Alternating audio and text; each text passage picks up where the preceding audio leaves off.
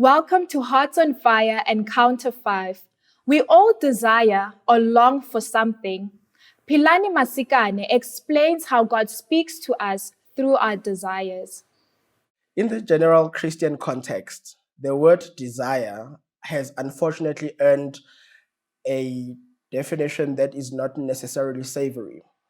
It is often associated with negative feelings or negative hunger for something sinful.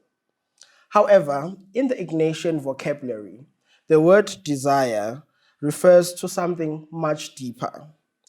It refers to something like a yearning or a longing. Our desires are what motivates us towards action. So, how does one get towards being motivated to action? First of all, we need to become aware of our desires. We need to consider them and acknowledge them. We then also need to reflect on our desires and find out which desires resonate with us at the core of our being. Now, desires can be defined as deep desires and superficial desires.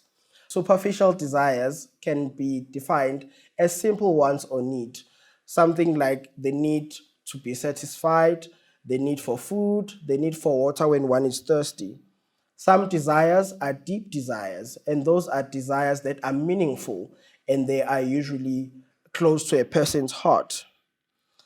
There's also transitory desires and enduring desires.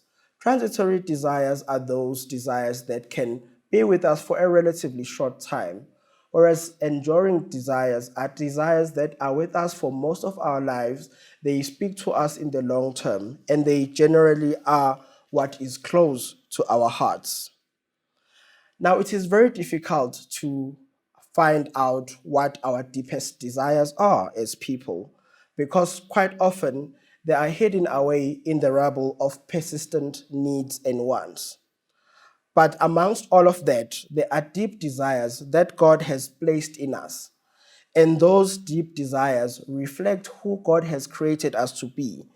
So one can say that they are actually closely linked to what our personal vocation is. How does one reflect on the authenticity of our desires? Well, authentic desires would be those desires that are deep, desires that are enduring, and desires that expand us without causing harm to others. There are various tools that we can use to reflect on our desires.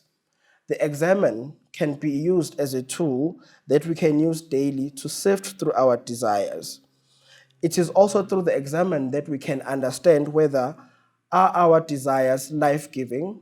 Are they leading us to greater faith, hope, and love?